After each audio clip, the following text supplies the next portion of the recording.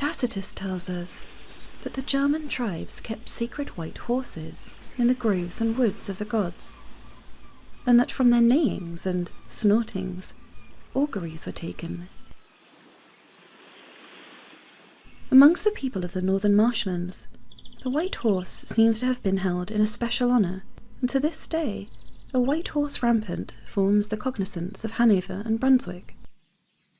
The English settlers brought this, their national emblem, with them to Britain, and cut its figure on the chalk downs as they advanced westward, to mark the progress of their conquest. The white horses on the Berkshire and Wiltshire hills still bear witness to their settlement.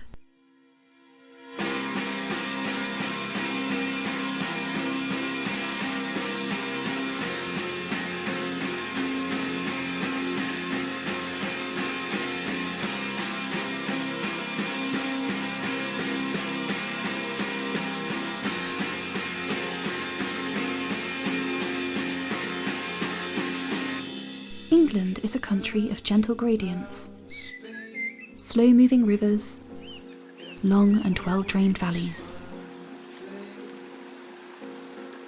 We tend to picture the Old England as an emptier, cleaner version of our own rural England, but it was not. Its aspect was quite different. Like most of Wales and Scotland, it was a jungle, if one may use the word in a temperate zone context, in which settlement, although not new, had not yet taken very well. By the time the Teutonic tribes arrived in the 5th century, the light network of Roman civilization, which had been laid across this wilderness, had by now fallen apart and was decaying. The towns were long deserted, the roads beginning to be overgrown. The achievement of the English in cultivating the face of Britain during the first 5 centuries of their settlement was much greater than that of all the people who came before them. When they arrived, for example, the whole of the Midlands was still continuous primeval forest.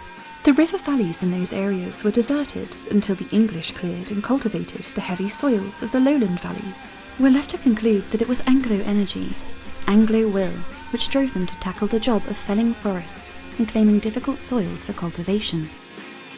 At least 98 of every 100 acres of land, which is now either farmland or is built on, was still in a state of nature in the 5th century.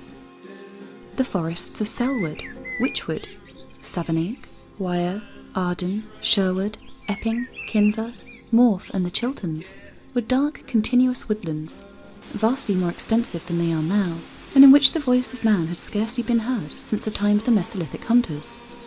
From Kent to Hampshire, the Weald was unbroken forest.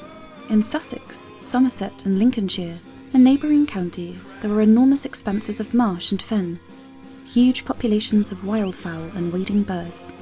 The Scottish and Welsh Highlands were virtually untouched. We with our motor saws, tractors, harvesters and machinery can have very little idea of the slowness imposed upon our ancestors in carving out this great nation. Where houses, streets and entire cities now stand, there was once upon a time bog, marshland, killer predators and trees with roots miles deep.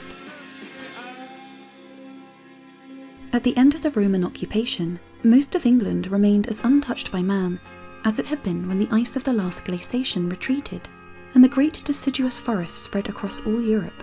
By Bede's day in the 8th century, this had become the rich and powerful kingdom of Mercia, with villages, hamlets and isolated farms, where there had been nothing but trees, deers and wolves.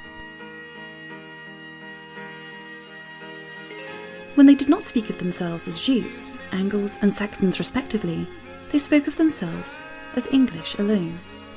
The 3 tribes learned to call themselves collectively by that one name among them that earliest rose to supremacy, the English, and the whole southern half of that island became to be known by their name, England.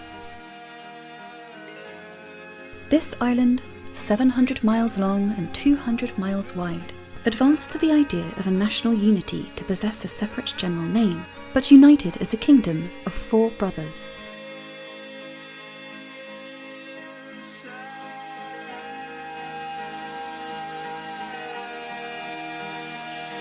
Who harvested the wheat of East Anglia, who reared the sheep of the West Country, the Midlands, Wales and Scotland, who worked the fruit orchards of the South and West, and the dairy farms of the Central Plain, They mined the coalfields of Durham and Northumberland. They worked with steel and iron in the foundries and machine works. They built our ships on the Clyde and Tyne, at Barrow, Liverpool and Belfast. They built the locomotives at Doncaster and Swindon. They weaved wool on the looms at Yorkshire and spun cotton on the frames of Lancashire.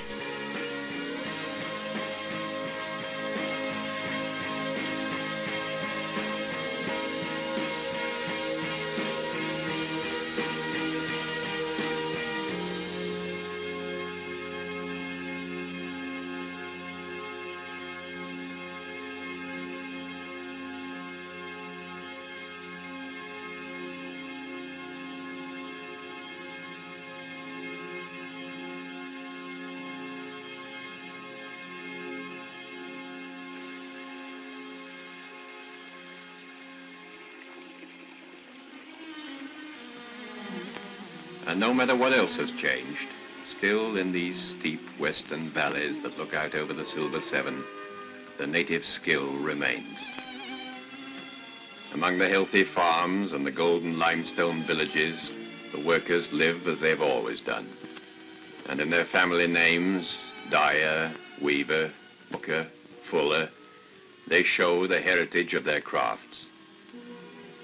This is the west of England, birthplace of the valley weavers, tough countrymen who make some of the toughest cloths in the world, cloths of such excellence and strength as will often outlast the life of a man.